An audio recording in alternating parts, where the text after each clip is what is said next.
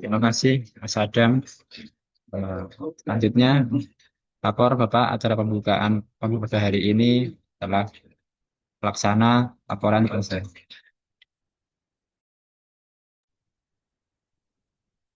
Baik, terima kasih. Alhamdulillah sudah berjalan lancar. Untuk waktu berikutnya kami persilakan kepada Bapak Ahmad Subhan SHI MSI untuk melanjutkan pembelajaran berikutnya. Kepada beliau kami persilakan. Mohon maaf sebelumnya menyela sebentar. Oh iya, monggo. Oh ya, untuk kelompok pembelajaran kelompok 1 dan 2 hari ini langsung masuk ke breakout ya. Untuk kelompok 3 dan 4 nanti bisa dilanjut sesuai jadwal, jadi bisa live dulu. Dan untuk kelompok 1 dan 2 setelah pembelajaran Pak Subhan ini nanti tetap stay di dalam breakout karena akan dilanjut dengan materi agenda 3 oleh Ibu Katam. Seperti itu, G. Dan untuk kelompok 3 dan 4 materi agenda 3-nya nanti setelah Jumatan ya jam setengah 2. Baik, demikian informasinya. Terima kasih.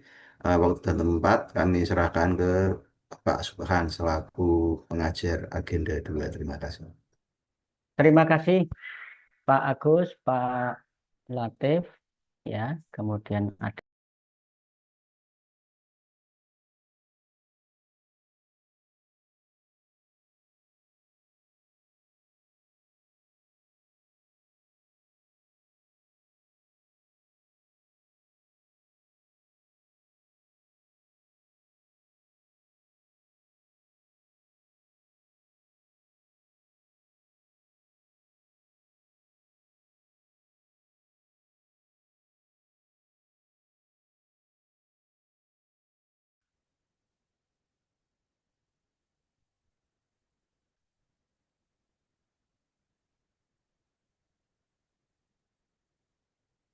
Assalamualaikum warahmatullahi wabarakatuh. Selamat pagi dan salam sejahtera untuk kita semua. Bapak Ibu yang saya hormati, puji syukur kepada Allah Tuhan Yang Maha Kuasa. Hari ini kita semua masih bisa bernafas, bisa makan dengan enak, mampu melaksanakan aktivitas, melakukan rutinitas. Semua itu adalah rahmat karunia dari Allah Tuhan Yang Maha Kuasa. Marilah kita syukuri dengan mengucap tahmid bagi yang beragama Islam. Alhamdulillahirabbil alamin. Puji syukur ya, kepada Tuhan Yang Maha Kuasa dan sholawat kepada Nabi kita Muhammad SAW. Semoga kelak kita mendapatkan limpahan syafaatnya. Amin ya rabbal alamin. Ibu dan Bapak yang saya hormati, bagaimana Bapak Ibu pengalaman pembelajaran dari hari pertama sampai sekarang yang keberapa ini Bapak Ibu? Hari ke-9. Hari ke-9. Hari ke-9. Pengalamannya bagaimana Bapak Ibu? Baik yang sinkronus maupun yang asinkronus. Luar biasa Pak materinya. Luar biasa. Luar biasa. Ya, luar biasa itu bisa luar biasa menyenangkan, bisa luar biasa melelahkan gitu ya. Itu masih. Jadi kalau dalam ilmu kaidah bahasa Arab itu Kombinasi. masih muktadi ya. Masih muktadi itu membutuhkan penjelasan. Ya, belum mabni, masih membutuhkan penjelasannya. Luar biasanya gimana Bapak Ibu? Masih mutaati, kok mutaati. Luar biasanya itu eh, melelahkan atau menyenangkan ini? Seru, Pak. Kombinasi Pak, semuanya Kombinasi ada. ya. Semuanya Pak, kombinasi. Ya, melelahkan karena terutama yang agenda 2 kemarin Bapak Ibu selama 9 jam itu harus berjibaku duduk di depan laptop ya. Nggih.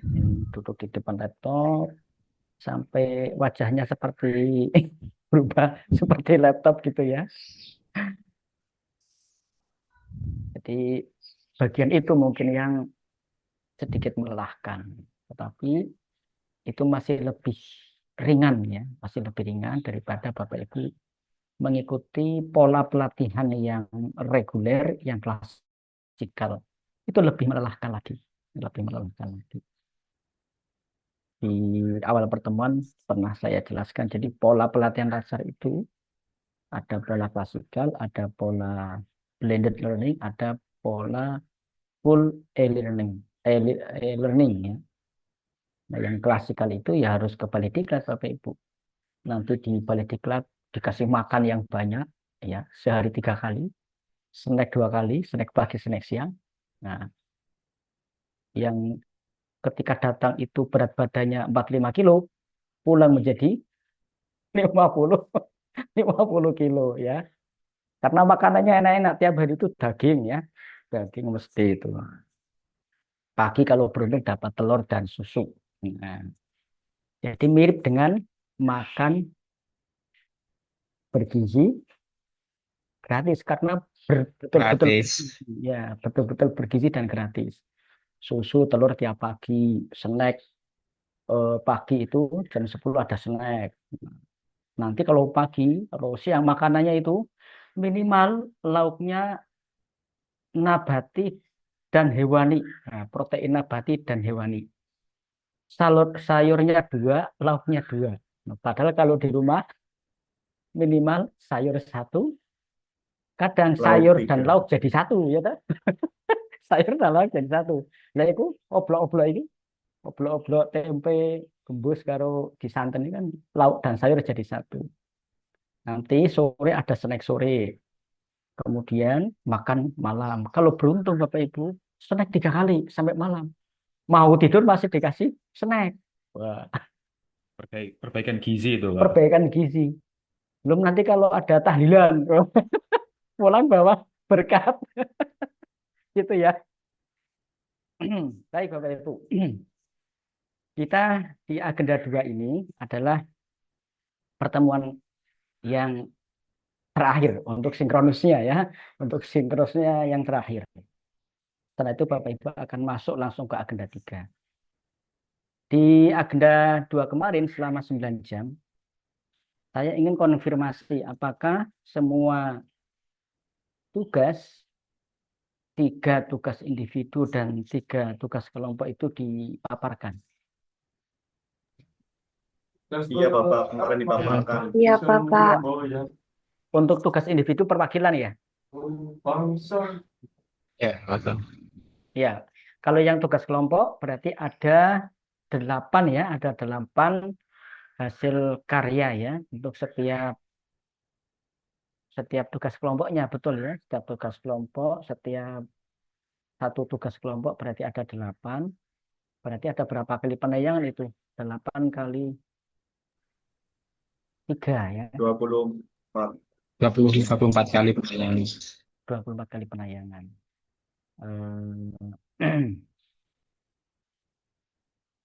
Tugas membuat video map model itu berarti kan ada 8. Kemudian untuk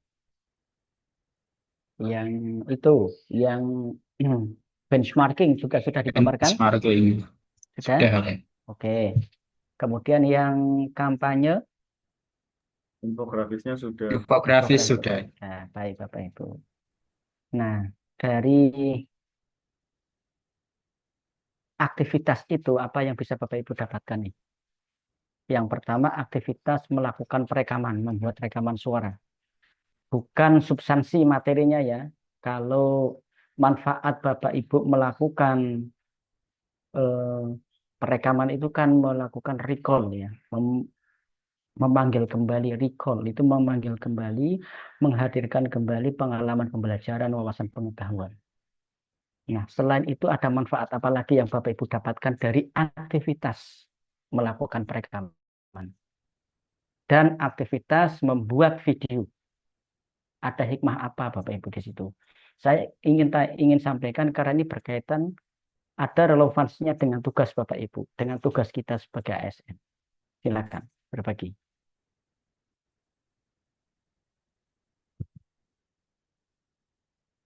Yang pertama terkait merekam suara. Apa hikmah atau pembelajaran yang Bapak Ibu dapatkan dari aktivitas itu? Silakan.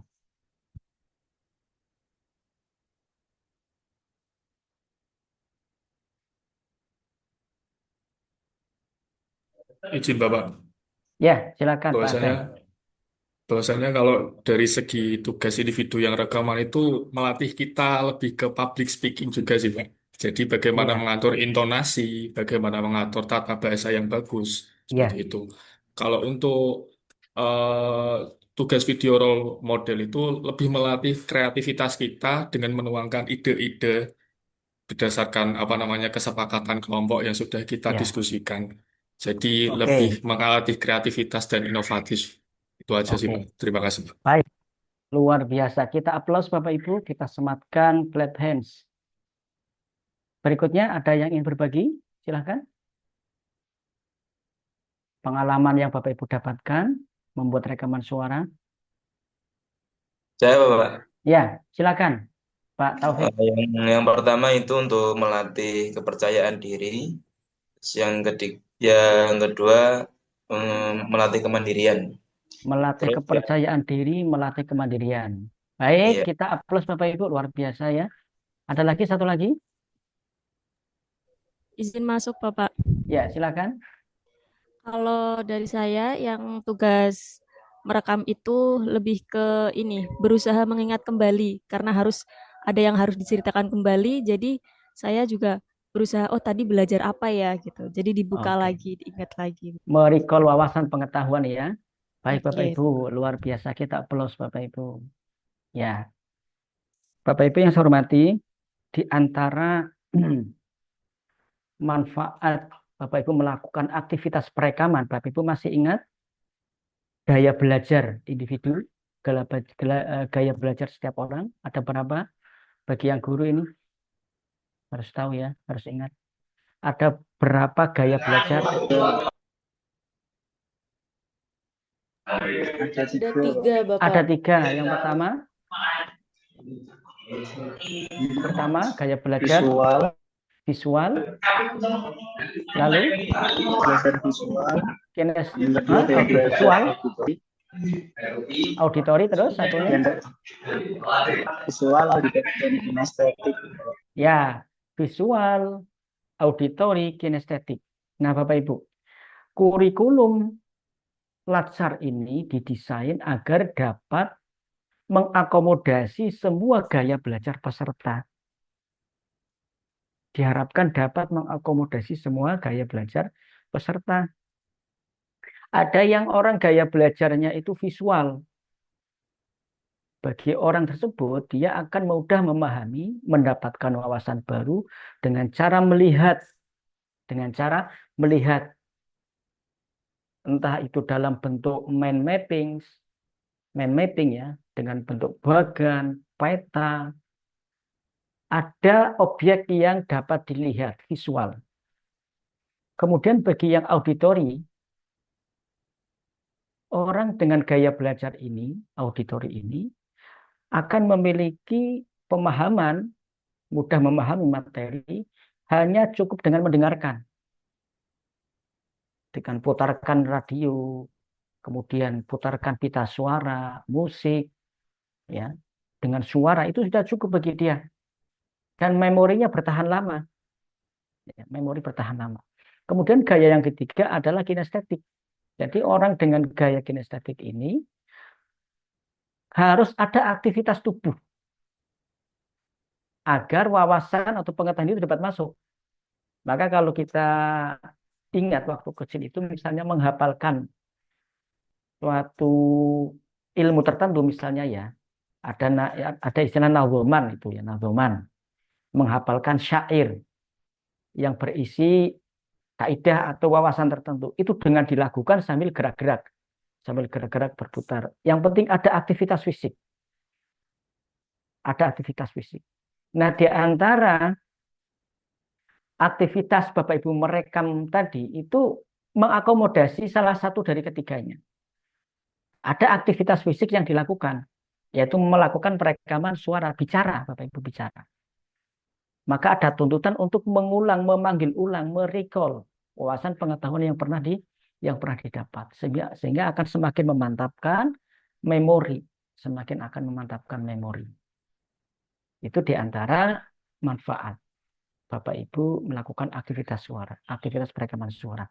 Kemudian yang pertama tadi disinggung bahwa di antara hikmah melakukan perekaman suara adalah apa? Melatih berbicara terstruktur, sistematis, dengan intonasi yang pas, dengan artikulasi yang jelas, tidak banyak gumaman. Contoh gumaman itu a, e. Kadang gumaman itu nggak disadari. Bicara di depan siswa atau di depan jamaah banyak ae-nya itu akan mengganggu Bapak Ibu. Pernah nggak mendengar orang berceramah atau memberi satu materi begitu ya, tetapi banyak ae-nya setiap 3 kalimat setiap 3 kata bahkan 3 kata 3 kata lagi gitu pernah betul? Iya, pernah, Bapak. Rasanya bagaimana Bapak Ibu? Tidak nyaman tuh, rasanya tidak nyaman. Itu sebetulnya bisa dilatih dengan cara kita diantaranya tadi melakukan perekaman suara, dilatih dengan berbicara terhadap diri sendiri meskipun di depan cermin. Ya, itu bisa kita hilangkan ya gumaman-gumaman yang dapat mengganggu para audiens. Bahkan kalau Bapak Ibu ya lebih jauh lagi tadi disampaikan bahwa berlatih berbicara secara sistematis. Tidak mudah loh Bapak Ibu berbicara secara sistematis, apalagi kalau misalnya kita tidak memiliki wawasan yang memadai. Contoh ini Bapak Ibu. Ini terutama yang bapak-bapak. Ketika bapak-bapak ini Jumatan nih, ada khotib yang menggunakan teks dengan tidak menggunakan teks. Kira-kira nih, dalam pengamatan, lebih terstruktur, lebih sistematis yang mana? Menggunakan teks. Orang ya, Menggunakan khotib, teks. kalau khotib tidak menggunakan teks, itu bisa bicara kemana-mana, Pak. Bahkan mengulang satu kata, itu bisa sampai puluhan kali. Saya pernah iseng ini Bapak Ibu. Ketika Jumatan, ya, ada khotibah, ada satu kata yang saya hitung diulang itu lebih dari 60 kali. Saya iseng begitu daripada ngantuk ya Jumatan. Apa itu? Kata kita. Semoga kita bisa menjadi umat yang Allah memberikan nikmat kepada kita sehingga kita akan menjadi umat yang Bapak Ibu, kita semua jamaah kita. Jadi kita itu saya hitung sampai 60 kali. Nah, iseng banget tau Bapak Ibu. Itu karena dia nggak pakai teks. Nggak pakai teks. Maka saya sarankan nih Bapak-Bapak nih. Bapak-bapak ini yang menang ini ya. Ibu-ibu juga nanti. Kalau misalnya di RT dijadikan diminta untuk kultum ya.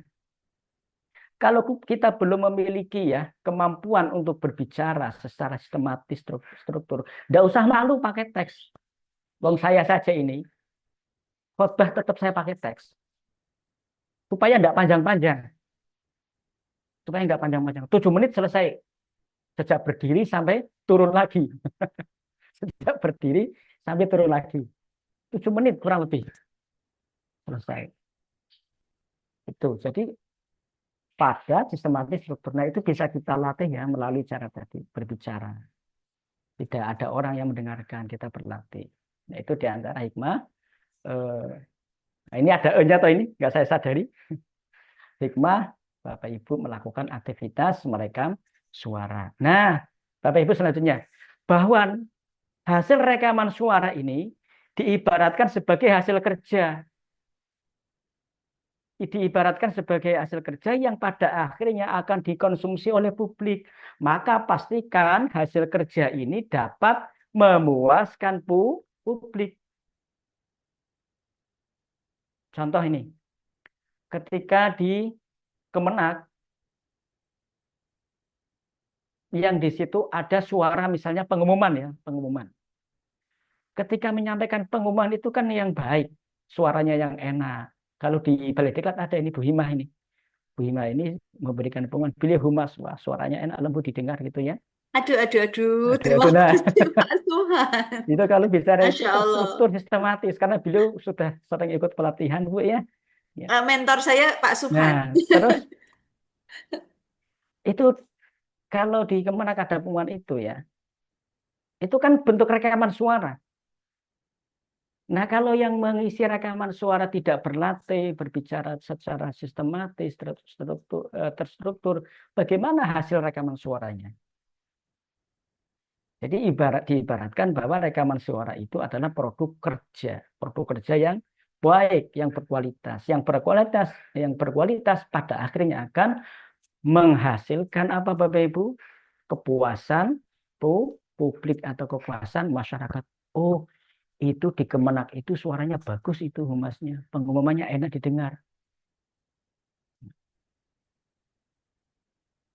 Maka dalam hal ini Bapak Ibu, ketika Bapak Ibu mampu menyajikan hasil kerja terbaik, berarti telah mengimplementasikan nilai dasar berakhlak berorientasi pelayanan. Begitu juga dengan aktivitas Bapak Ibu membuat video pembelajaran. Video pembelajaran diasumsikan sebagai produk kerja.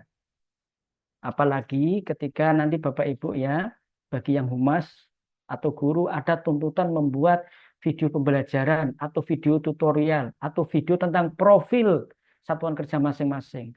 Pastikan videonya bagus, cara pengambilan gambarnya bagus, angle-nya tepat, kemudian jarak ya, penampilan objeknya juga tepat. Apakah short atau long, mengambil jarak objek itu dalam jarak dekat atau jauh harus betul-betul disesuaikan. Jangan sampai orang yang posturnya cendekiawan, cendek seperti saya kan cendekiawan, pendek maksudnya ya. Cendek ya. Cendekiawan itu pendek, itu kelihatan tambah cendek. Sebab apa? Ngameranya dari atas. Orang tinggi di kamera di atas itu kelihatan pendek, apalagi orang yang pendek bisa tambah bengkak ya, tambah pendek lagi. Hati-hati. Jadi angle sudut pengambilan video harus tepat. Maka videonya supaya bisa menjadi menarik, termasuk pencahayaan, lighting. Nah, ini juga dalam hal ini Bapak Ibu, ketika Bapak Ibu mengikuti ini Zoom ini, ada beberapa peserta yang kameranya itu menantang cahaya. Karena menantang cahaya, maka apa hasilnya? Orangnya nggak kelihatan, ya toh? Orangnya nggak kelihatan. Nah, itu teknik ya. Maka Bapak Ibu membuat video itu diasumsikan adalah hasil kerja. Saya yakin nanti suatu saat Bapak Ibu akan diminta untuk membuat video tertentu terkait dengan tusi atau bahkan terkait dengan tugas jabatan. Para penyuluh itu juga perlu itu mengisi media sosial, YouTube dengan konten-konten yang positif, yang mendidik. Dengan cara apa? Ya membuat video pendek yang mengedukasi masyarakat. Guru-guru juga demikian. Agar siswa itu buka YouTube itu tidak hanya untuk nonton hal-hal yang kurang bermanfaat. Buatlah video-video pendek yang memiliki nilai edukasi. Sehingga ketika anak-anak di rumah pegang gadget, pegang HP, ada penugasan anak-anak silakan nanti buka video ini. Video yang sudah Ibu buat, lalu coba dijelaskan ada materi apa di dalamnya. Sehingga kita bisa memberdayakan mereka ya, daripada mereka membuka video-video yang tidak bermanfaat, mereka bisa membuka video-video dari guru yang lebih bermanfaat, ada nilai edukasi. Jadi video itu diibaratkan, diasumsikan sebagai produk kerja. Kalau produk kerjanya baik, maka dapat memuaskan masyarakat. Artinya Bapak Ibu mengimplementasikan nilai-nilai dasar PNS berorientasi layanan. Nah, itulah Bapak Ibu review hasil pembelajaran kemarin ya, selama 9 jam Bapak Ibu menampilkan video role model, kemudian juga ada benchmarking. Nah, terkait dengan role model dan benchmarking, saya singgung ya. Kemarin kalau tidak salah juga sudah saya sampaikan. Kehadiran role model yang terdekat yang bisa kita lihat, kita raih. Saya sering mencontohkan ya, di antara kita itu ada PNS yang bagus. Kalau di Kemenak itu di tahun 2017, kalau tidak salah itu ada namanya Penghulu Bakri. Dia yang mendapatkan penghargaan dari KPK karena apa rajin melaporkan gratifikasi. Kemudian juga ada polisi baik Pak siapa? Pak Purnomo. Beliau itu bukan perwira loh. Perwira itu kalau di PNS golongan 3, beliau bukan perwira loh. Tapi sangat jadi memberikan manfaat yang luas kepada orang lain, bahkan orang yang dengan kebutuhan khusus, orang-orang yang tidak dianggap eksistensinya, atau dalam bahasa sananya itu persona non grata.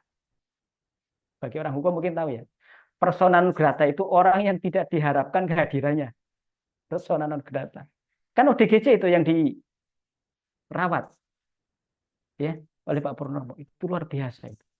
Tidak semua orang punya jiwa seperti itu. Tidak semua orang punya jiwa seperti itu.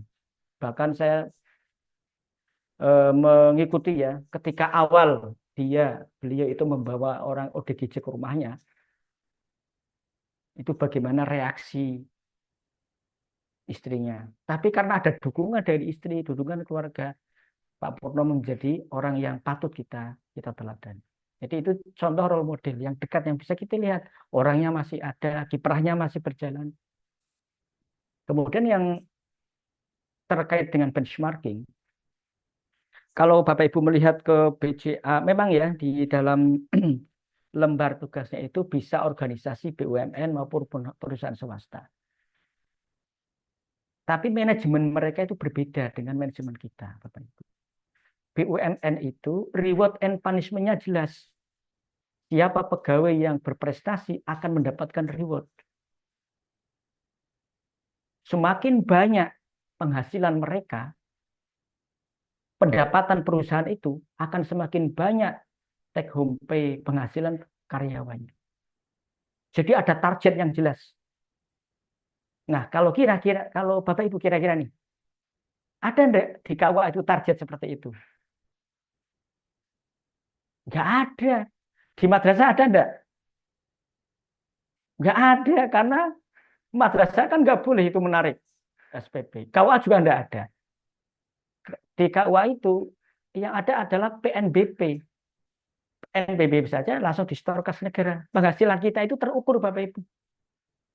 Penghasilan kita itu terukur. Tidak ada reward itu individu, enggak ada. Belum ada. Secara konseptual ada. Secara konseptual itu ada reward and punishment. Tetapi dalam implementasinya belum ada. Yang ada adalah tingkat organisasi. Bagaimana cara mendapatkan rewardnya itu? Wujudkan organisasi yang birokrasi bersih dan melayani. Baru nanti akan dapat reward. Itu saja kalau ada anggarannya. Kalau ada anggarannya. Saya contohkan. Kalau di instansi pemerintah seperti kita, madrasah, KUA, Kemenak, Kanwil, masih menjadi satker yang biasa-biasa saja, ya sudah biasa-biasa saja. Kecuali yang Badan Layanan Usaha, BLU. Seperti perguruan tinggi, UIN, IAIN, mereka mengelola keuangan sendiri. Dari SPP mahasiswa itu dikelola sendiri, bisa langsung digunakan untuk operasional, untuk menambah take home pay karyawannya, baik dosen maupun pelaksana. UIN Sunan Kalijaga yang BLU itu. Ada juga yang namanya PT kalau dulu namanya BHMN, Badan Hukum Milik Negara. PT BHMN ya, perguruan tinggi Badan Hukum Milik Negara. Seperti UGM, kemudian ada di UNES. Itu lebih tinggi lagi, mereka bisa punya badan usaha, punya usaha-usaha untuk operasional perguruan tingginya. Itu sudah manajemennya sudah berbeda. Mereka bisa mengelola, bisa ada reward tingkat individu. Misalnya ada pegawai yang prestasinya bagus, itu nanti akan ada promosi. Grade-nya bisa ditambah. Nah, satker-satker seperti kita ini, kayak madrasah, kemenakan, itu belum bisa seperti itu. Bisa mendapatkan asal grade satkernya itu meningkat, menaik. Maksimal yang bisa mendapatkan reward adalah wilayah birokrasi bersih dan melayani. Kalau hanya sampai pada ZIWBK, satker ZIWBK, masih sama. Masih sama, tidak ada reward. Contoh Bali Diklat Keagamaan Semarang itu sudah ZIWBK, tapi ya tetap tidak ada kemudian reward. Tapi kalau yang Kemenak Bantul, Kemenak Kota Yogyakarta, kemudian ada di Denpasar, yang sudah mendapat predikat wilayah birokrasi bersih dan melayani, semua pegawainya mendapatkan reward. Semua pegawainya mendapatkan reward. Nanti setiap tahun dievaluasi lagi.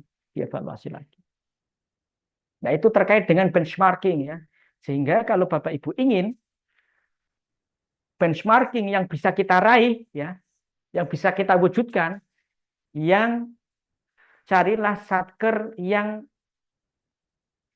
terbukti telah menunjukkan kinerja terbaiknya,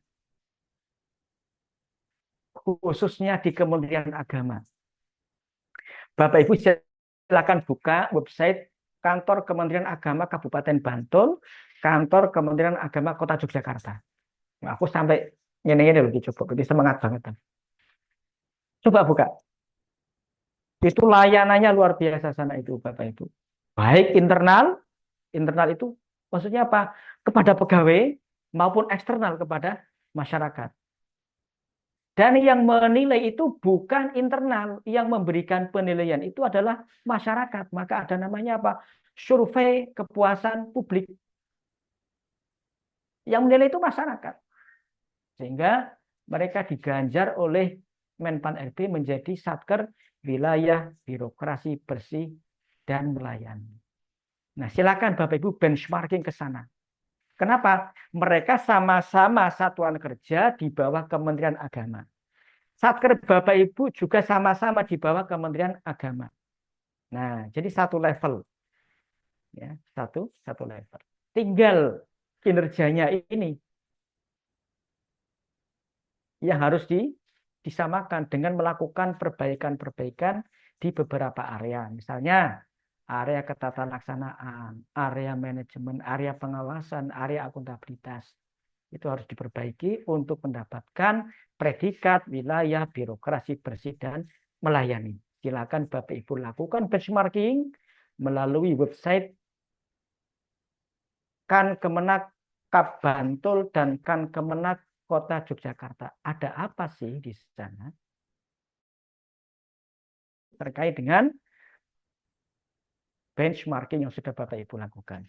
Nah, Bapak Ibu, berikutnya mari kita semangati pagi ini Bapak Ibu dengan menghitung 4 kali, 3 kali, 2 kali, 1 kali, dan menghentakkan kaki. Gini ya, saya contohkan.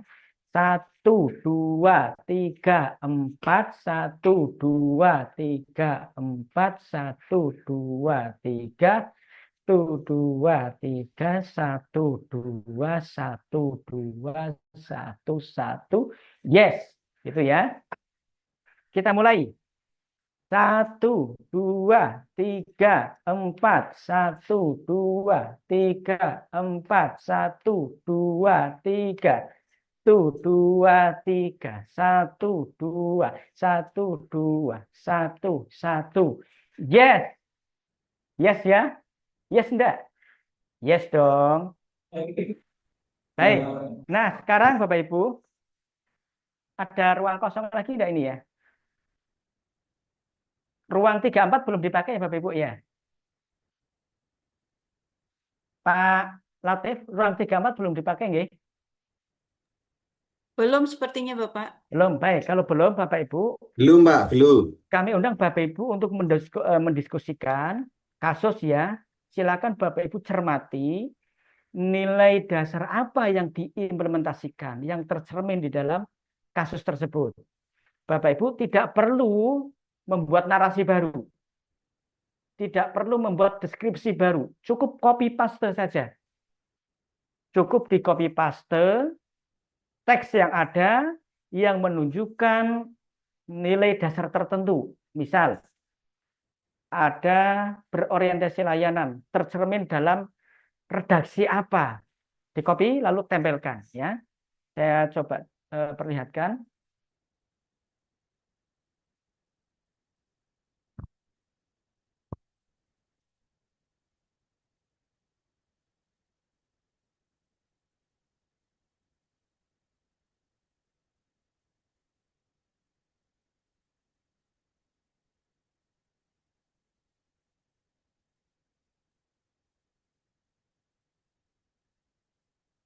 Nah, jadi cukup seperti ini Bapak Ibu.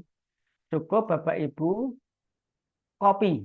Nah, ada di sini nilai dasar berorientasi layanan. Indikatornya mencatat kontak warga yang terdampak lalu menghubungi mereka satu persatu. Jadi di dalam teks kasus itu ada tulisan seperti ini, tinggal di copy saja. Bapak Ibu tidak perlu membuat deskripsi lagi, tidak perlu membuat deskripsi baru. Cukup di copy ya. Bisa dipahami Bapak Ibu ya. Nah, silakan nanti kelompok 1 tetap di sini, kelompok 2 masuk ke kelompok 3 dan 4 di breakout room ya. Kelompok 2 masuk ke breakout room 3 dan 4. Jadi kamar sebelah masih kosong bisa dipakai ya. Kamar sebelah masih kosong bisa dipakai oleh kelompok 2. Bisa dipahami ya Bapak Ibu ya. Saya akan share kasusnya dan lembar kerjanya di menu setting.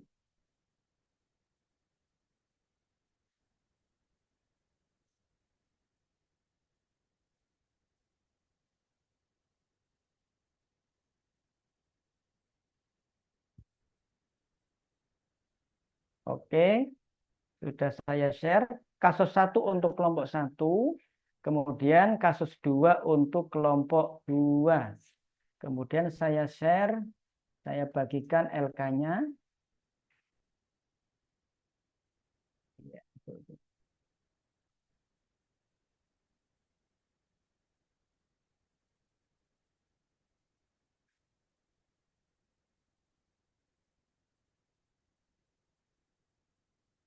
Oke, silakan Bapak Ibu eh, kerjakan, diskusikan secara berkelompok. Waktu diskusi nggak usah lama-lama, cukup 15 menit ya Bapak Ibu. 15 sampai 20 menit nanti bagi yang kelompok 2 saya panggil untuk kembali ke breakout room ini. Itu ya. Silakan didiskusikan mulai dari sekarang kelompok 2 masuk ke breakout room 3 dan 4.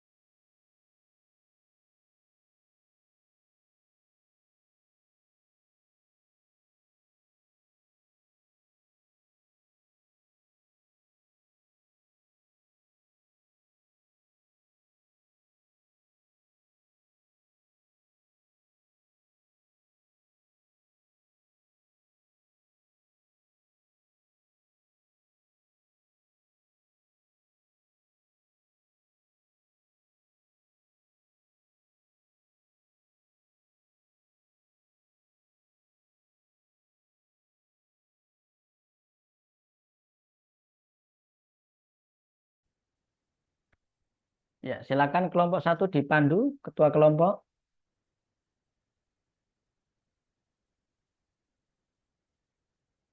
Bisa ditampilkan ya kasusnya. Nanti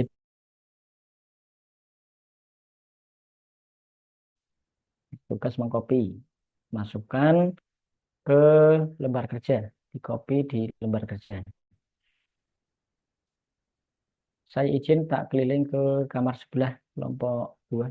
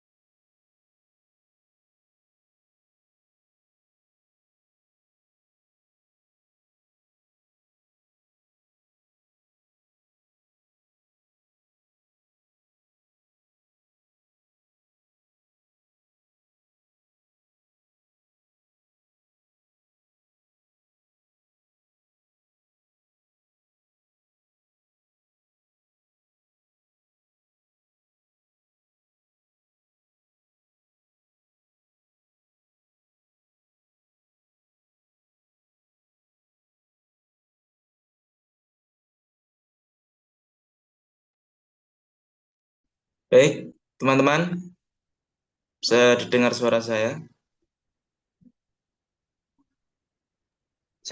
Bisa, Mas. Oke, ini kita sudah sama-sama membaca nih, nggih. Sudah Oke. apa, disimpulkan ke indikator masing-masing ya. Hmm. Iya Mas. Iya Pak.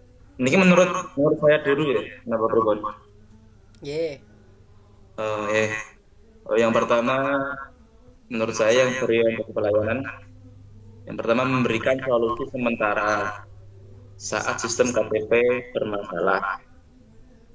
Terus yang selanjutnya akuntabel, tidak menyalahkan pihak lain jika terjadi gangguan teknis, melainkan menjelaskan kondisi dengan jujur.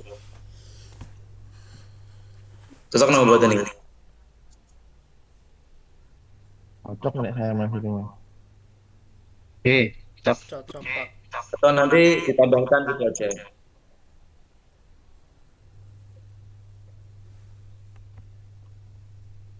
Terus selanjutnya yang kompeten ya, saya lanjutkan dulu. Menurut saya, kompeten menguasai prosedur pelayanan juga mampu membantu warga lansia mengisi formulir. Terus yang selanjutnya harmonis, menurut saya melayani dengan sabar meskipun mendapat keluhan atau dimarahi warga. Terus yang lokal, tetap bersemangat menjalankan pelayanan meskipun kondisi sulit, pandemi, keterbatasan fasilitas di desa. Terus yang selanjutnya adaptif, menyesuaikan pelayanan dengan kondisi pandemi melalui sistem daring. Terus yang kolaboratif, mengusulkan inovasi pelayanan antrean online notifikasi SMS yang kemudian diterapkan bersama instansi. Monggo yang lain bisa menambahkan, nanti kita putuskan sama-sama gitu. Cocok, Mas. Oh, pripun? Andreas, Mas Andreas, monggo Mas. Udah sama demikian. Sama menyamakan.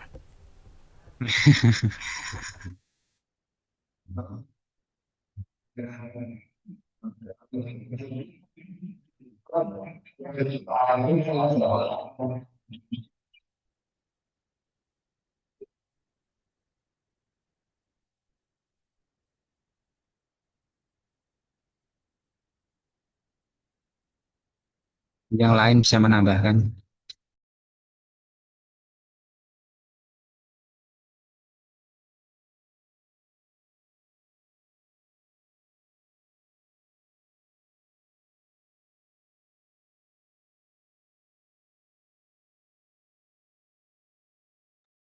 Ini kita hanya mencari satu indikator nggak Mas?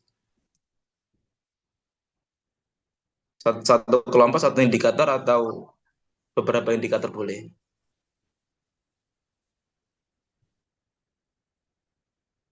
Itu diisi semua sih, Mas.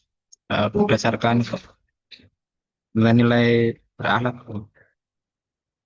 Ya, maksud saya satu satu core value itu satu indikator Oh, atau beberapa indikator. satu aja cukup. Ya pun monggo disepakati mawon. Indikatornya apa?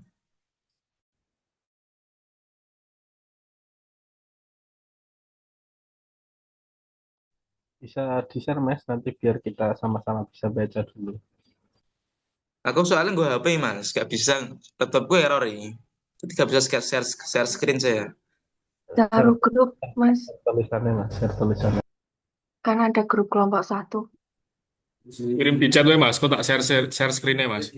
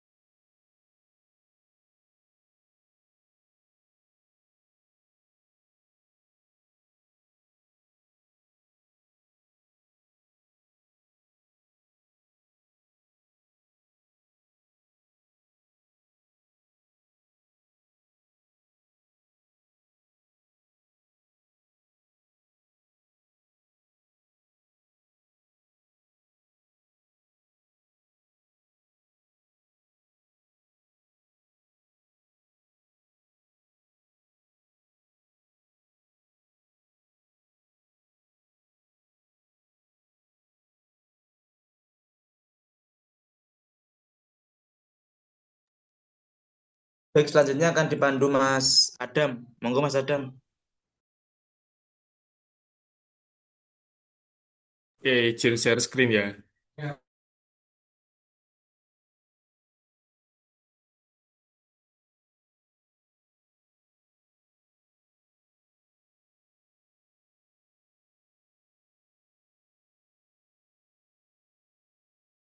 Mungkin ini yang dari pendapatnya saya pribadi mengenai berorientasi layanan itu Nah, yang tadi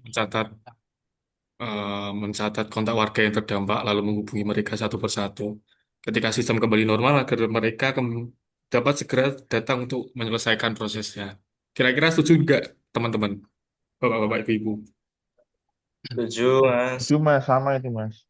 Oke, next. Untuk yang akuntabel, menurut saya pada saat Ibu Lestari tidak menunjukkan sikap defensif atau menyalahkan pihak lain, sebaliknya ia dengan sabar menjelaskan kendala yang terjadi, serta memberikan solusi sementara berupa untuk surat keterangan sebagai pengganti identitas untuk kebutuhan mendesak.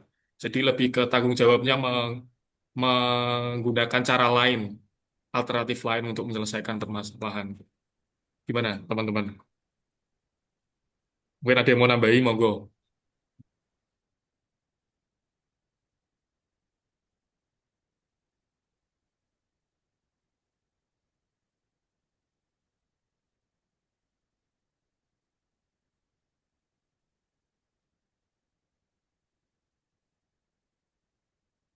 Ada yang mau menambahi untuk nilai dasar yang akuntabel, indikatornya?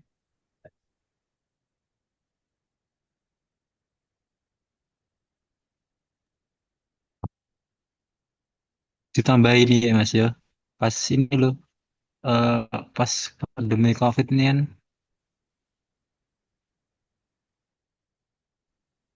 dia tetap bertanggung jawab melakukan pelayanan secara jarak jauh, nah, baik melalui email atau hotline gitu. Menyusun SOP itu ya, Mas ya.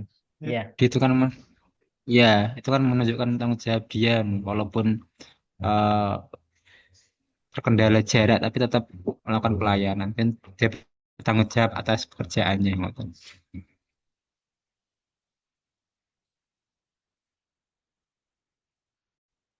Sampai situ berarti ya.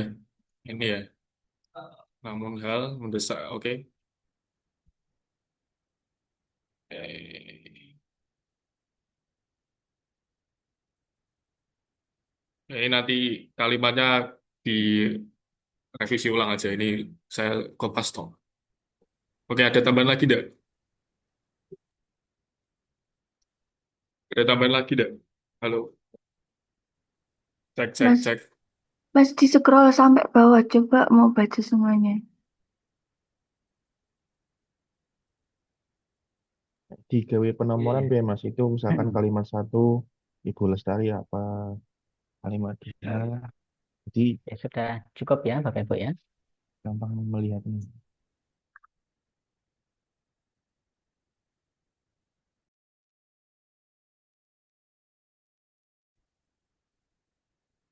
Nanti tinggal ditambahi aja. Hmm.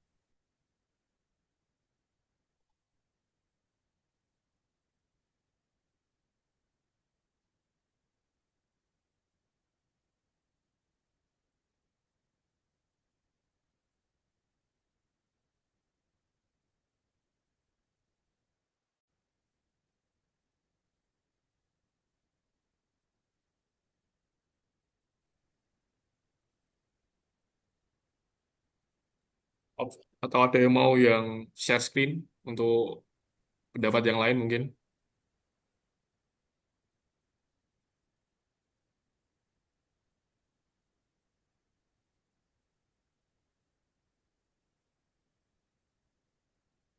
Ya baik Bapak Ibu, saya kira sudah cukup ya. Dipersilakan kelompok satu untuk memaparkan hasil diskusi. Silakan.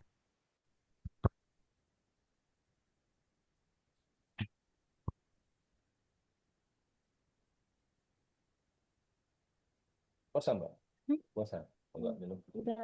Oh, kasih. Coba jangan dilihat Mbak, ini pribon Mbak jadi. Alah, jadi. Ya silakan kelompok. Ya. Kelompok 1, silakan. Baik, Mas Adam, mohon bantuan share screen-nya.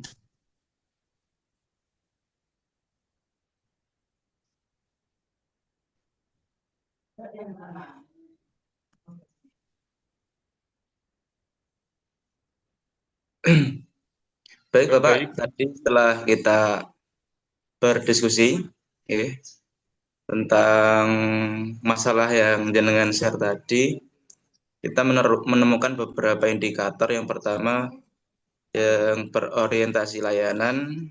Indikator pertama yaitu ia juga mencatat kontak warga yang terdampak lalu menghubungi mereka satu persatu ketika sistem kembali normal agar mereka dapat segera datang untuk menyelesaikan prosesnya. Terus yang kedua, akuntabel. Indikatornya, Ibu Lestari tidak menunjukkan sikap defensif atau menyalahkan pihak lain. Sebaliknya, ia dapat sabar menjelaskan kendala yang terjadi serta memberikan solusi sementara berupa surat keterangan sebagai pengganti identitas untuk kebutuhan mendesak. Terus yang kedua, namun hal ini tidak mengurangi semangat Ibu Lestari dalam memberikan yang terbaik. Ia turut menyusun SOP pelayanan jarak jauh melalui email dan hotline, serta membuat panduan yang mudah dipahami agar mereka tidak perlu datang ke kantor jika tidak mendesak. Terus yang nilai dasar selanjutnya yaitu kompeten. Ia mengusulkan adanya antrian online dan sistem notifikasi melalui pesan singkat untuk mengingatkan warga tentang jadwal pengambilan dokumen. Terus yang selanjutnya harmonis. Ibu Lestari segera menghampirinya, membantu mengisi formulir, menjelaskan persyaratan dengan bahasa yang mudah dan dimengerti, dan bahkan menemani warga tersebut ke bagian fotokopi karena lokasinya agak jauh. Meskipun antrean cukup panjang, ia tetap memastikan bahwa warga lansia itu mendapatkan bantuan yang diperlukan tanpa harus merasa direpotkan. Terus yang selanjutnya, loyal. Indikatornya selama lebih dari 8 tahun, ia bertugas sebagai staf pelayanan publik di loket pembuatan KTP elektronik. Terus yang terakhir, adaptif. Indikatornya, hal ini tidak mengurangi semangat Ibu Lestari dalam memberikan yang terbaik. Ia turun menyusun SOP pelayanan jarak jauh melalui email dan hotline, serta membuat panduan yang mudah dipahami warga agar mereka tidak perlu datang ke kantor jika tidak mendesak. Ia juga membuat video singkat panduan mengurus dokumen lalu mengunggahnya ke media sosial resmi instansi. Upaya ini sangat membantu terutama bagi warga yang tidak terbiasa mengakses layanan secara daring. Yang terakhir, kolaboratif.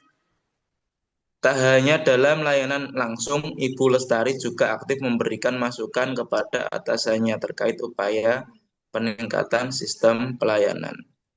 Baik, itu yang tadi kami diskusikan ke kelompok 1, Pak, Bapak. Oke, baik, terima kasih. Kita applause untuk kelompok 1, Bapak Ibu. Kita sematkan clap hands ya. Ya.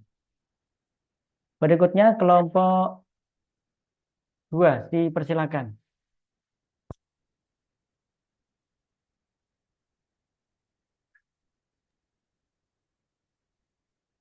Izin Mas Haris, tolong dibantu share screen-nya.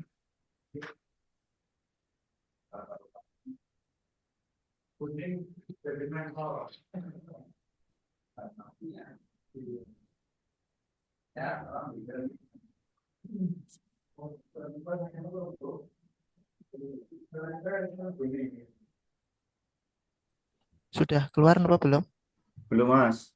Udah, ini baru keluar. Oh, baik. Baik, di sini akan saya menjelaskan sedikit mengenai uraian terkait kasus atau cerita dari Pak Budi yang dimana beliau adalah seorang tenaga kerja di Bapeda atau Badan Perencana Pembangunan Daerah seperti itu terkait implementasi nilai berakhlak. Untuk poin-poinnya itu kita mengambil salah satu aja dari setiap nilai itu ada nilai berorientasi layanan, di mana itu ada kalimat Pak Budi, kemudian menyusun panduan internal sederhana yang menjelaskan langkah-langkah teknis, menyusun dokumen sesuai dengan format terbaru. Terus untuk nilai dasar akuntabel, ada kalimat ia menyampaikan argumentasi berbasis bukti dan data, bukan sekedar opini. Saat salah satu OPD mempertanyakan pemangkasan anggaran pada program lama. Ia tidak langsung menolak atau menyetujui, melainkan menjelaskan rasionalisasi berdasarkan hasil evaluasi capaian tahun sebelumnya.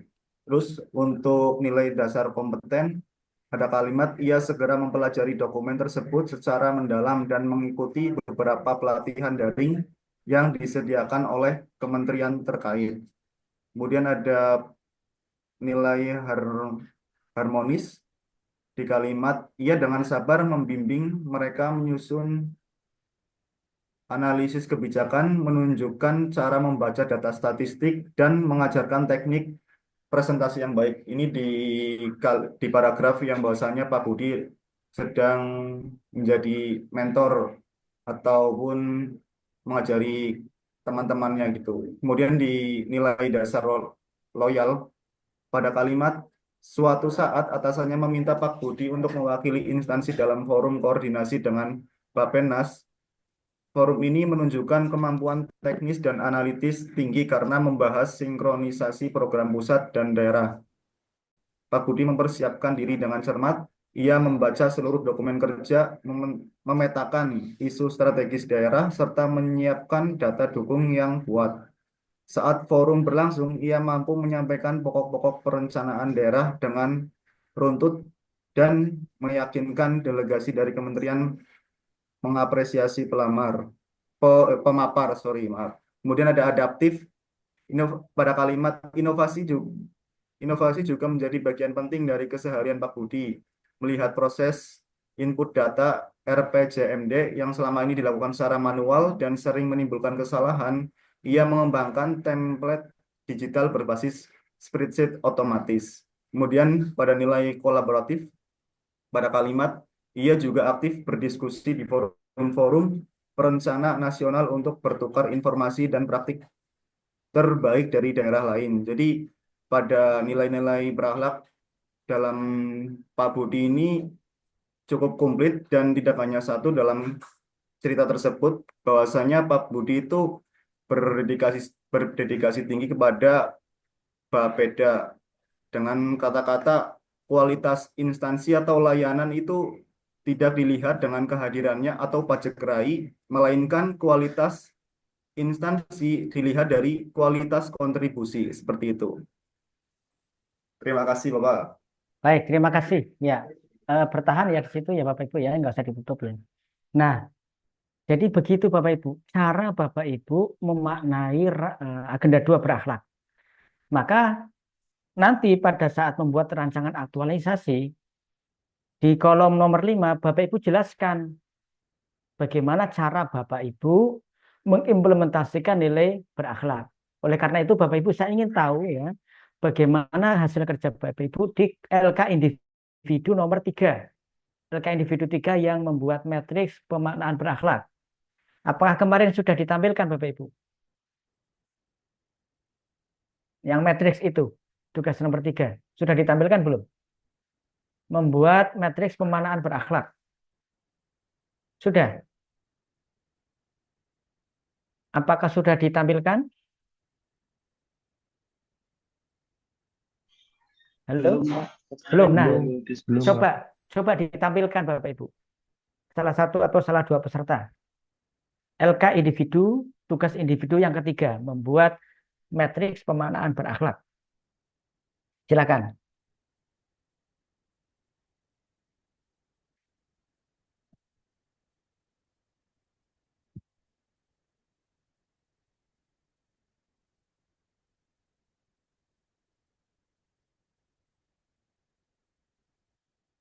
Sudah ada yang menampilkan?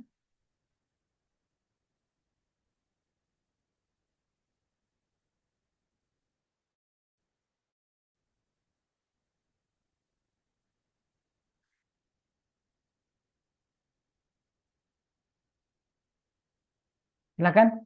Coba ditampilkan LK individu yang ketiga. Ya, izin Bapak Ya, silakan. tampilkan.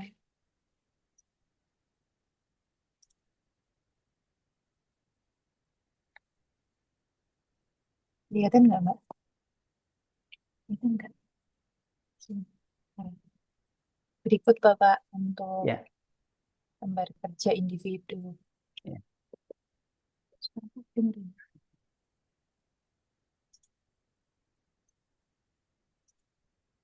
Jadi saya mengambil isu di instansi saya yaitu UIN Wali Songo, Fakultas Psikologi dan Kesehatan Bapak. Ya. Untuk matriksnya berikut saya mengambil 5 isu. Isu yang pertama tentang belum optimalnya pelayanan digital akademik.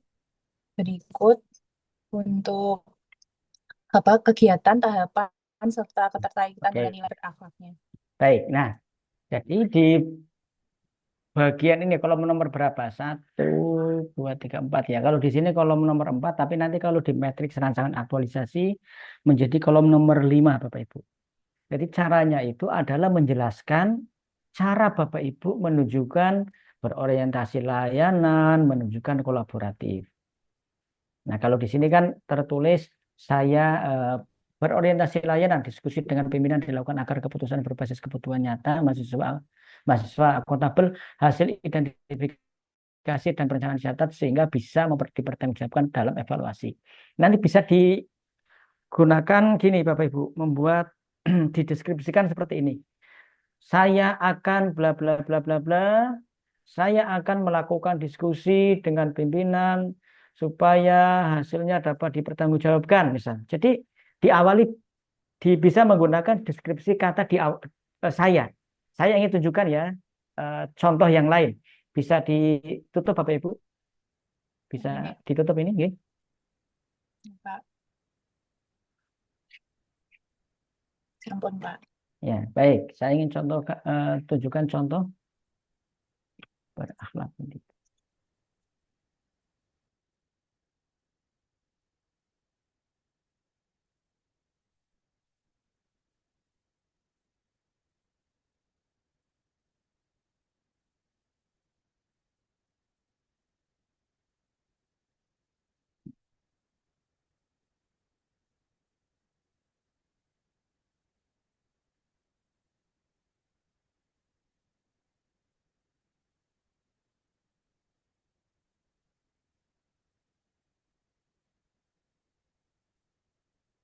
Nah, ini contoh sudah tampil ya.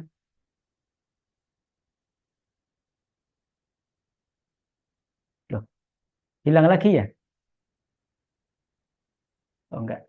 Nah, ini contoh pemanaannya ini, contoh pemaknaannya ini. Ya. Saya akan datang kepada mentor yang sekaligus atasan saya dengan terlebih dahulu mengucapkan salam dan meminta izin dengan sopan sebagai wujud Mohon nilai maaf masih di berorientasi. mute Bapak. Oh, masih di mute ya? Kayaknya ada ini. Halo? Apakah suara saya bisa didengar? Dengar, Pak. Dengar Bisa, ya? Pak. Baik. Bisa, Pak, bisa. Harusnya belum. Oh, share screen-nya belum ya? Nih.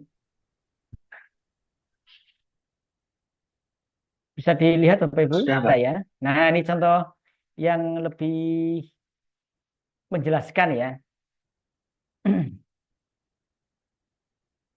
Di kolom pemaknaan substansi mata pelatihan agenda 2 berakhlak diuraikan begini. Saya akan datang kepada mentor yang sekaligus atasan saya dengan terlebih dahulu mengucapkan salam dan meminta izin dengan sopan sebagai wujud nilai berorientasi pelayanan.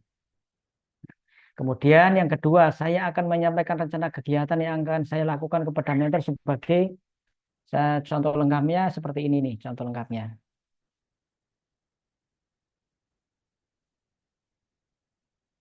Nah, nih. Saya akan menyampaikan rencana kegiatan yang akan saya lakukan kepada mentor sebagai wujud transparansi dari kegiatan yang akan saya lakukan agar tujuan dapat tercapai sehingga nilai akuntabel terwujud. Saya akan menerima kritik dan saran yang diberikan untuk terus melakukan perbaikan tiada henti sebagai proses belajar sehingga nilai kompeten terwujud. Jadi dijelaskan caranya, dijelaskan cara jenengan menunjukkan berorientasi layanan bagaimana, menunjukkan akuntabel bagaimana, menunjukkan kompeten bagaimana. Ini cara memaknai atau mengimplementasikan agenda 2 berakhlak ya di dalam matriks rancangan aktualisasi nantinya seperti itu. Sampai di sini Bapak Ibu bisa memahami Bapak Ibu caranya. Halo? Bapak Ibu bisa memahami? Bisa, Pak. Bisa ya? Bisa, Nanti Pak. contoh ini akan saya share ya, akan saya share 1-2 apa namanya uraian. Nah, itu dijadikan sebagai rujukan atau referensi pada saat Bapak Ibu membuat matriks di rancangan aktualisasi nanti. Gitu ya Bapak Ibu ya. Oke. Saya akan kopikan.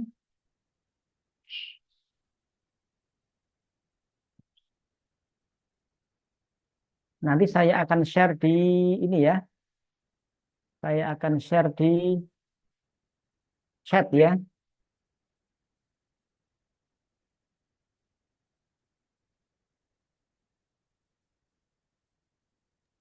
Izin bertanya, Pak. Ya. Eh, Kalau tugasnya yang sudah dikumpulkan tidak dibuat kalimat deskriptif, apakah perlu Nggak mengulang lagi, apa-apa. Pak? Nggak apa-apa, nggak Oh, usah. oke.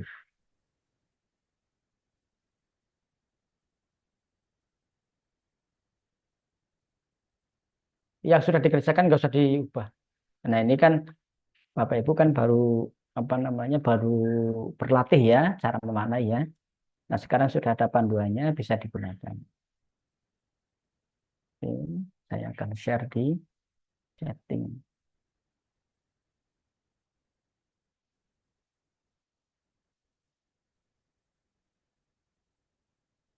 Ya, saya akan share di chatting.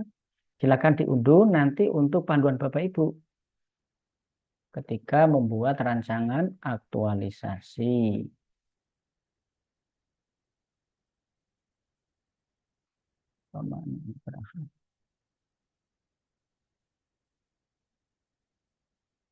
Contoh 1, silakan diunduh. Contoh 2.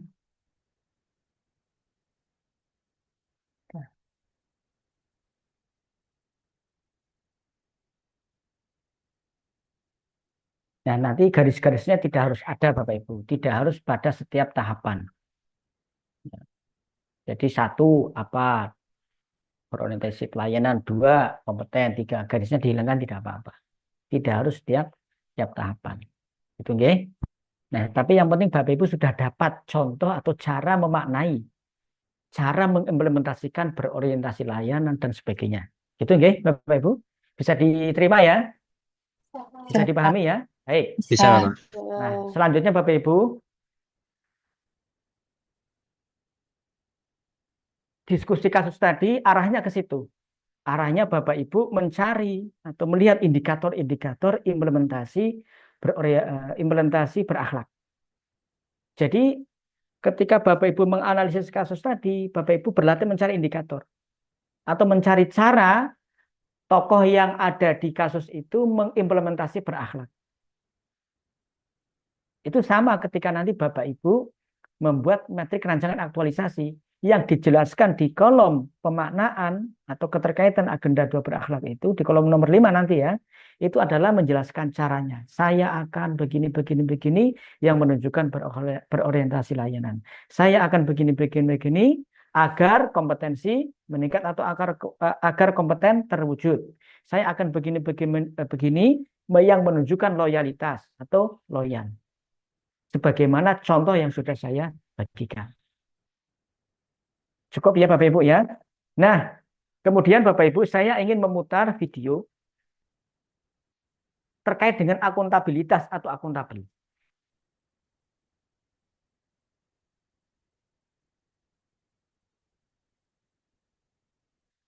Atau sebelum pemutaran video ada yang ingin ditanyakan? Kami persilakan, Bapak Ibu. Ada yang ingin diklarifikasi? Sejak dari sinkronus pertama, sinkronus kedua, kemudian asinkronus pertama, asinkronus kedua. Barangkali ada yang perlu dikonfirmasi mengenai agenda 2 berakhlak ini. Silakan. Izin bertanya, Bapak. Ya, silakan, Pak. Eh, untuk dari metrik itu kan satu core issue itu dalam kegiatannya itukah apakah ada minimal kegiatan yang akan dilakukan atau gimana? Mesti minimalnya berapa itu? Apakah ada, Mas? Ada. Saya jelaskan nih tentang core issue.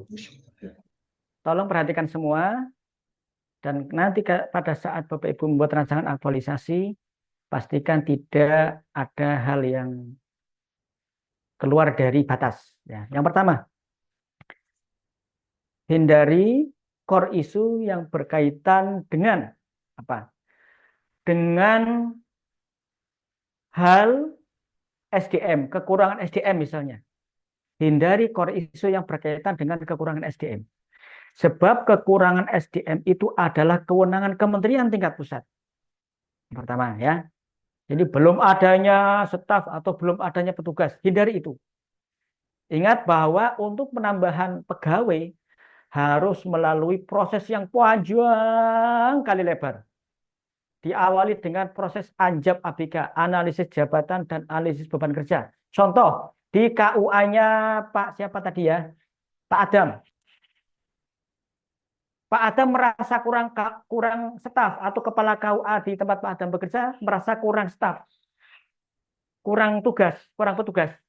Yang harus dilakukan oleh kepala KUA adalah melakukan analisis jabatan dan analisis beban kerja. Jabatan apa yang dibutuhkan dan berapa orang. Ada rumusnya, ada tekniknya, ada menghitung waktunya juga sampai detail. Sampai detail. Saya bisa bicara ini sana karena saya masuk ini tim Anjab ABK.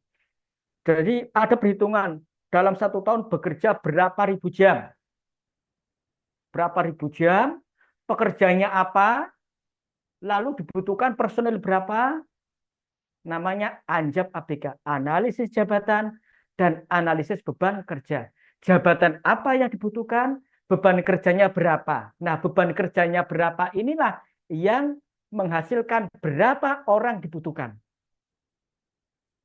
Nah, kalau sudah dilakukan Anjab ABK, nanti disampaikan kepada Kemenak, kabupaten atau kota. Kepala Kemenak menyampaikan kepada Kanwil. Dari Kanwil dikompilasi seluruh Kemenak ya, baru disampaikan ke Biro Kepegawaian Jakarta. Dari Biro Kepegawaian Jakarta di tingkat pusat ya, tingkat kementerian nanti disampaikan ke Kemenpan RB, dibahas tripartit antara Kementerian Agama, Menpan RB dan Kementerian Keuangan. Ada yang bertanya, loh, kok kementerian ikut masuk? Ini berkaitan dengan keuangan negara. Tidak mudah untuk menambah pegawai. Begitu ada satu tambahan pegawai, negara harus menanggung dia sendiri, pegawai itu sendiri, istrinya, anaknya, sampai pensiun, sampai meninggal dunia. Jadi tidak mudah. Hindari isu-isu terkait dengan SDM. Yang kedua, sebisa mungkin hindari yang di luar kewenangan Bapak Ibu. Contoh, isu-isu yang berkaitan dengan pembuatan kebijakan. Pembuatan kebijakan ya, hindari itu. Nah, fokuslah pada isu-isu tugas jabatan. Jangan menyalahkan pihak lain. Contoh isu yang menyalahkan pihak lain. Kurangnya minat belajar siswa. Menurunnya hasil belajar siswa. Kurangnya pemahaman masyarakat. Itu namanya menyalahkan pihak lain. Harusnya pertanyaannya begini. Mengapa pemahaman masyarakat kurang tentang prosedur pernikahan? Jangan-jangan ada yang salah KUA ini kurang memberikan sosialisasi. Mengapa murid atau siswa kurang minat belajar? Jangan-jangan saya ada yang kurang dalam menerapkan metode pembelajaran, menggunakan media pembelajaran. Jadi fokuslah pada tugas jabatan. Maka core isunya itu bisa begini Bapak Ibu. Kurang bervariasinya penggunaan metode pembelajaran dalam mapel bla bla bla bla, sehingga minat belajar siswa rendah. Jadi sampaikan dulu koreksi atau evaluasi diri yang berakibat pada murid. Sampaikan dulu, jelaskan dulu core isunya tentang tugas jabatan Bapak Ibu sebagai guru atau penyuluh atau penghulu yang berakibat pada orang lain. Jadi core isunya itu adalah seputar tugas jabatan. Kurang bervariasinya penggunaan media pembelajaran dalam mapel bla bla bla bla. Kurangnya sosialisasi prosedur bla bla bla bla di KUA bla bla bla bla.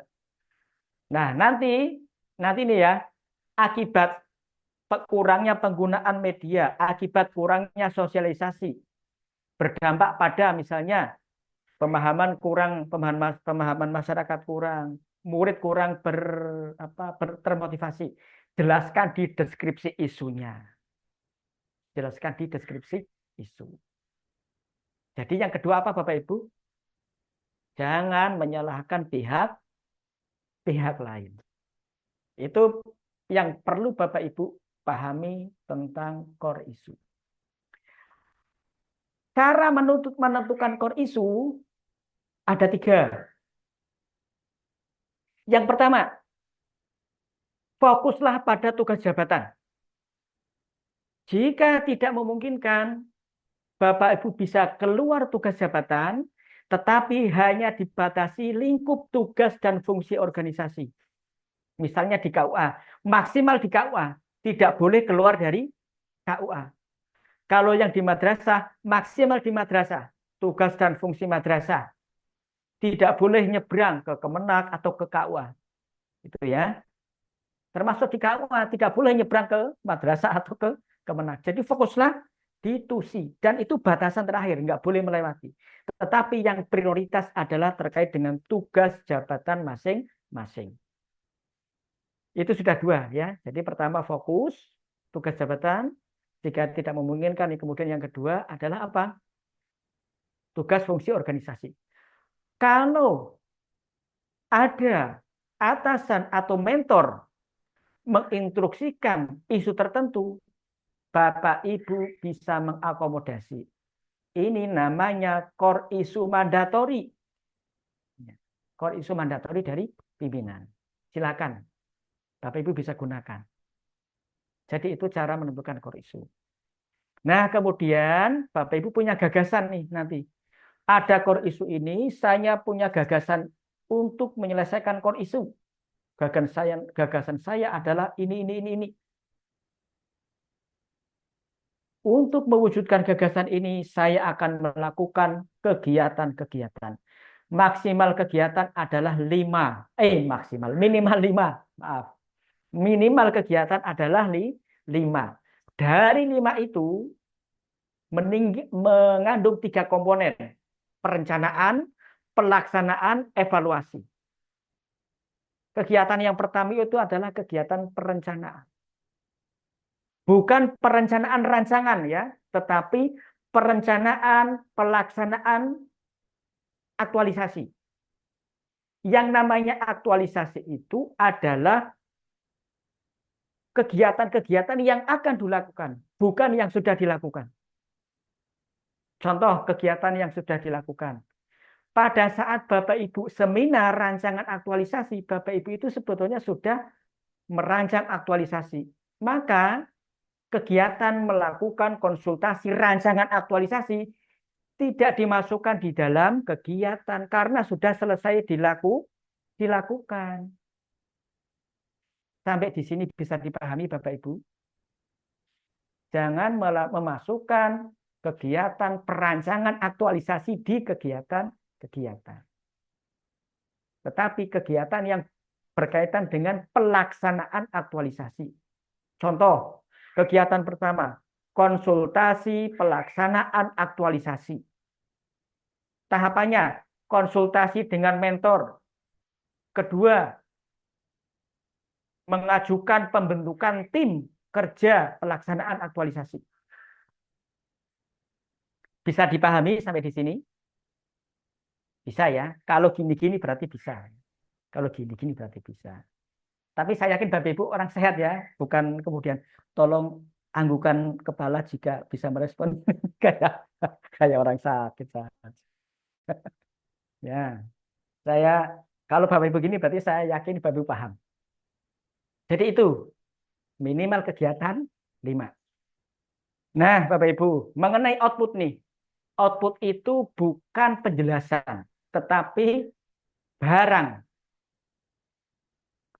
Anda melakukan ini, Anda melakukan tahapan ini, outputnya apa? Hasilnya apa? Nah, hasil itu adalah berupa barang. Maka rumusan output itu adalah barang. Contoh, ada tahapan konsultasi dengan mentor. Ketika ditanya, jadi Bapak Ibu bisa menggunakan bantuan pertanyaan. Lah kamu hasilnya apa konsultasi dengan mentor? Hasilnya catatan konsultasi. Barangnya ada, lembar catatan konsultasi. Ini barangnya catatan konsultasi. Ada misalnya kegiatan sosialisasi, bla bla bla bla. Ketika ditanya, lah hasilnya apa? Melakukan tahapan sosialisasi, laporan. Laporan sosialisasi. Ini barangnya ada nih laporan. Jadi rumusan output adalah apa Bapak Ibu? Barang. Kalau dalam bahasa perencanaan, output itu harus smart. Smart itu kepanjangan dari spesifik. Spesifik itu barangnya ada, jelas. 1 unit handphone, namanya spesifik, handphone. 1 buah mouse, spesifik namanya mouse. S, spesifik. 2 measurable, dapat diukur. 1 buah, 1 unit. Kemudian A, achievable, dapat diwujudkan. Contoh yang tidak dapat diwujudkan. 1 tuyul. Nah, bisa diwujudkan tidak?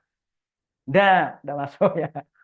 Nangkap jin misalnya. 1 jin, enggak susah itu, enggak masuk. Nah, jadi dapat diwujudkan, barangnya kelihatan ini. Dimensinya ada. Dimensinya ada. Kemudian smart M measurable dapat diukur. Dapat diukur itu ya meter persegi, unit, 2, ukurannya jelas. Kemudian achievable tadi apa dapat diwujudkan. Kemudian time bound, waktunya jelas. Ada ukuran waktunya. 1 hari, 1 bulan, 1 jam.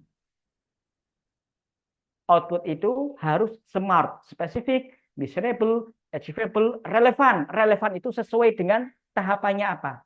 Maka ketika merumuskan tahapan, harus jelas indikatornya. Saya contohkan. Supaya Bapak Ibu gampang merumuskan output. Tahapan melakukan identifikasi bla bla bla. Kata kunci di situ adalah identifikasi. Maka outputnya supaya relevan dengan identifikasi, Bapak Ibu, outputnya adalah dokumen hasil identifikasi. Nah, relevan enggak tadi?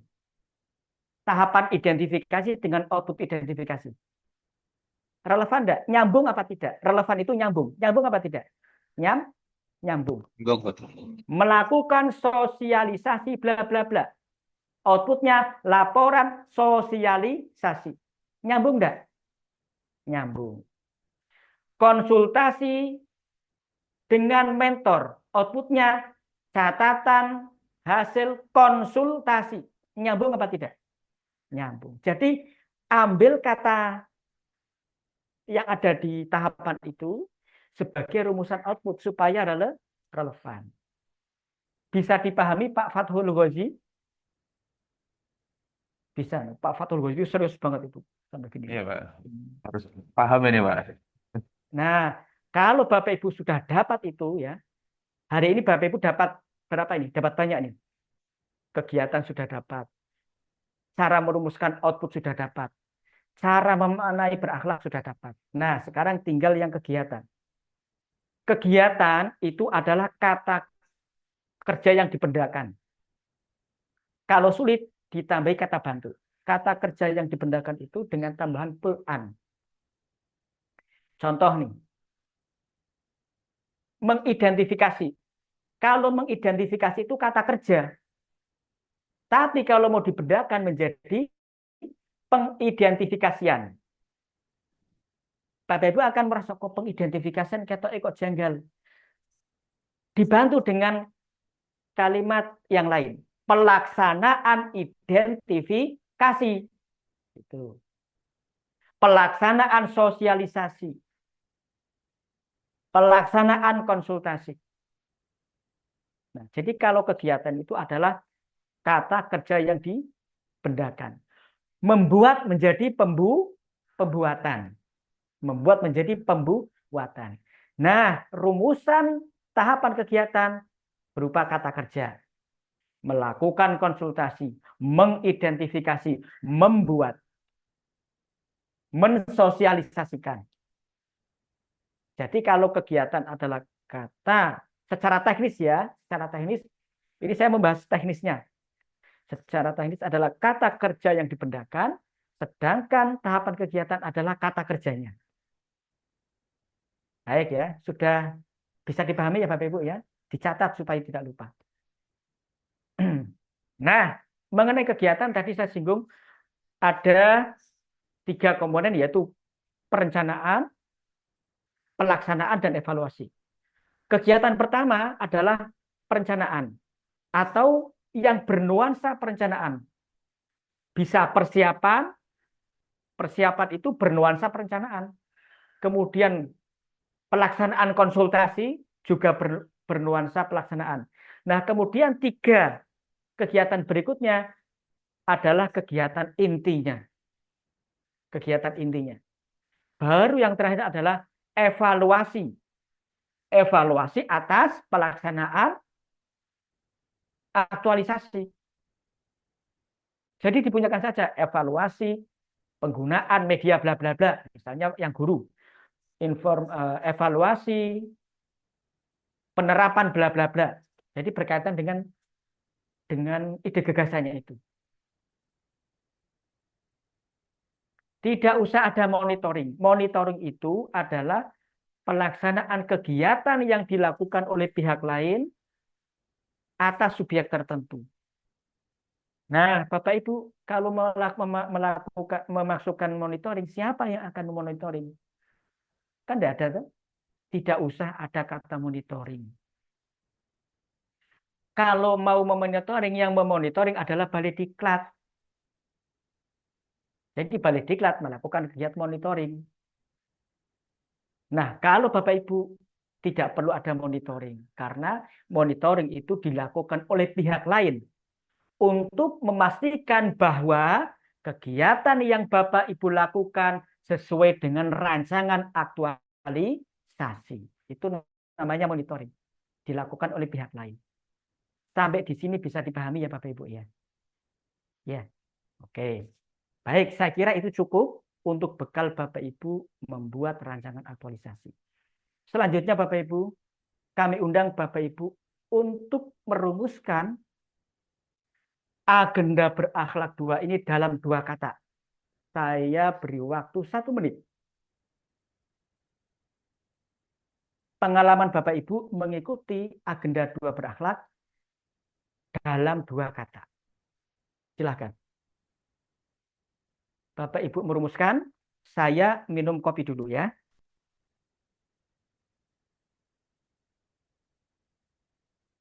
Ini adalah kopi Robusta Sidikalang, Bapak Ibu. Saya belinya di toko hijau.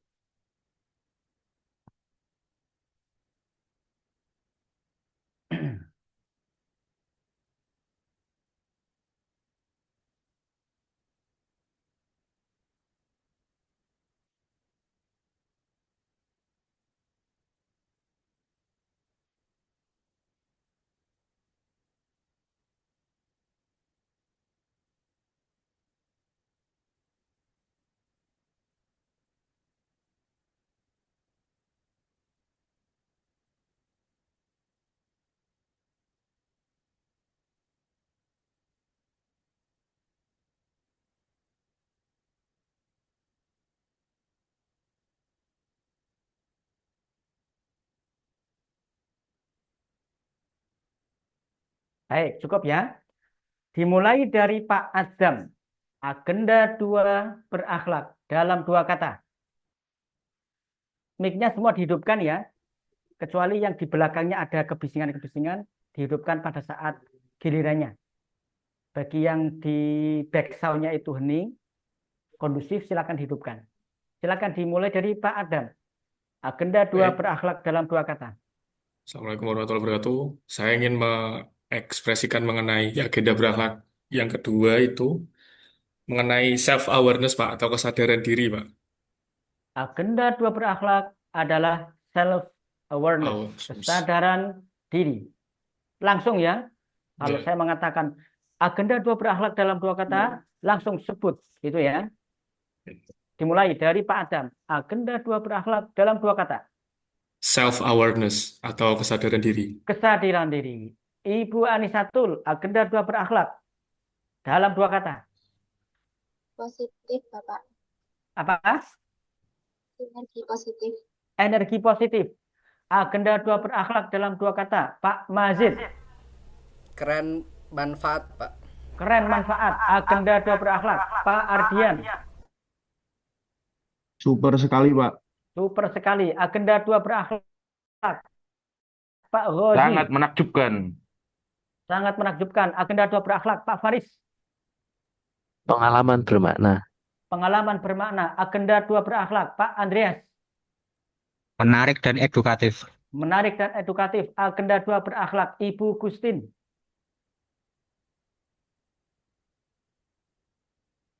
Siap melayani. Siap melayani. Agenda 2 berakhlak. Pak Ahmad Sofyan. Nilai luhur. Nilai luhur. Agenda 2 berakhlak. Pak Fakih.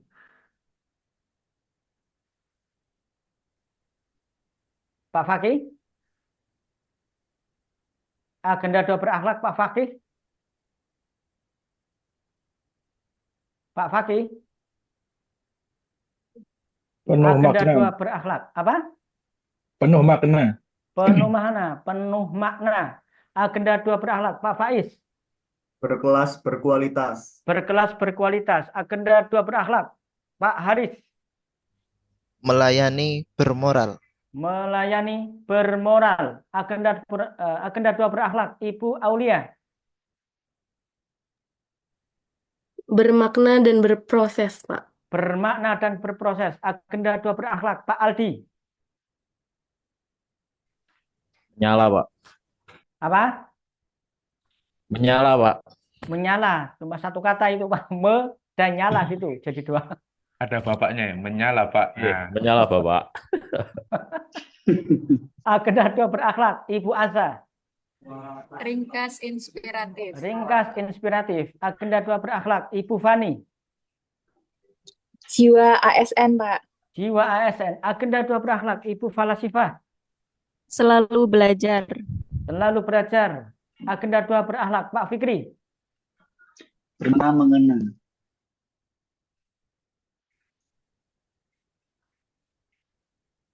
Diulangi. Pernah mengena.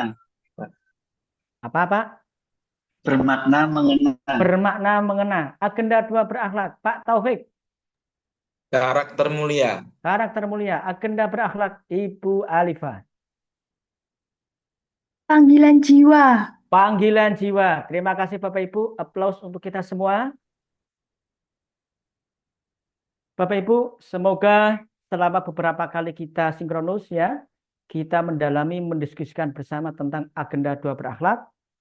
Agenda dua berakhlak ini bukan hanya untuk Bapak Ibu saja sebagai CPNS, tetapi juga buat kami. Ya, buat kami yang sudah jadi PNS dan beberapa tahun mengabdi bahwa pemerintah punya kebijakan baru tentang nilai-nilai dasar berakhlak seperti yang pernah saya ceritakan. Ada pernah aneka namanya ya. Kemudian sekarang menjadi berakhlak. Kami juga harus internalisasi dalam melaksanakan tugas jabatan sehari-hari. Semoga bermakna, semoga bermanfaat untuk kita menjadi ASN yang profesional. Terima kasih. Sebelum saya tutup, Bapak Ibu, saya sudah share ya tugas individu ke-9 dalam bentuk tulisan. Bapak Ibu rekam pengalaman pembelajaran di sinkronus ini.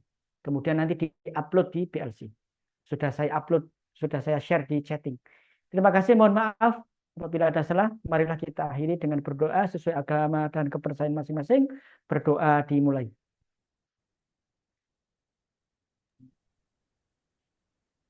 Berdoa selesai, saya akhiri. Wassalamualaikum warahmatullahi wabarakatuh. Selamat pagi dan salam sejahtera untuk kita semua. Silakan file tugas Waalaikumsalam individu keempat hari ke-9 Waalaikumsalam warahmatullahi diunduh. wabarakatuh. Silakan file tugas individu ke-9 hari ke-9 diunduh. Okay? Baik. Mohon izin sebelumnya Pak Subhan, Ya. saya tidak dapat menyalakan kamera karena terkendala teknis. Ya, baik Bapak Ya, Ibu. Bu. Yes, demikianlah materi agenda 2 berakhlak pada pagi hari ini. Kami ucapkan terima kasih kepada narasumber kita yang luar biasa, Bapak Ahmad Subhan SHI MSI, Koordinator Widya Iswara kita di BDK Semarang. Atas pemaparan yang begitu komprehensif, penuh insight, inspiratif, dan sangat relevan dengan kebutuhan kita sebagai calon ASN. Beliau bukan hanya memberikan pengetahuan, tapi juga menginspirasi kita tentang bagaimana menerapkan nilai-nilai dasar PNS, khususnya dalam tugas sehari-hari. Semoga ilmu yang disampaikan dapat menjadi bekal berharga bagi kita dalam menjalankan pengabdian kepada bangsa dan negara. Sebelum sesi materi kita tutup, izinkan saya berbagi sedikit motivasi, Pak Subhanye, boleh? Ya, silakan Ibu. Semoga bisa menambah energi positif untuk kita Siap. dalam mengikuti rangkaian kegiatan Latsar ini. Ya. Ya, tugas yang padat adalah bagian dari latihan kita. Setiap Cakep. kegiatan yang kita buat, setiap presentasi yang kita siapkan adalah langkah menuju kompetensi yang sesungguhnya. Mantap. Mari kita buat rasa lelah menjadi rasa bangga. Karena kita sedang berproses dan proses inilah yang akan mengantarkan kita menjadi aparatur terbaik. Yeay. Jadi tetap semangat dan ingat, Latsar ini bukan akhir perjuangan tapi awal pengabdian kita kepada bangsa dan negara. Mari kita tutup sesi materi hari ini. Saya mewakili panitia, mohon maaf jika terdapat kata-kata yang kurang berkenan. Terima kasih atas perhatian dan kerjasamanya. Wassalamualaikum warahmatullahi wabarakatuh. Waalaikumsalam warahmatullahi wabarakatuh. Pindah ruangan ya. Rekan-rekan semua. Mohon izin pindah ruangan ya, Bu. Atau nuwun, Pak. Baik, Bapak Ibu kelompok 1 dan 2, silakan bisa istirahat tapi jangan leave Zoom dulu ya, karena nanti jam 10 kita akan mulai pembelajaran agenda 3 oleh Ibu Katamuati. Mbak Hima nanti bisa minta tolong diantarkan ya Mbak Hima. Oh, boleh.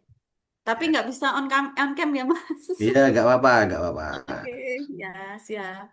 Ya, jadi silakan istirahat selama 15 menit. Bisa off cam dulu, nggak apa-apa. Nanti pukul 10 kita kembali lagi. Terima kasih.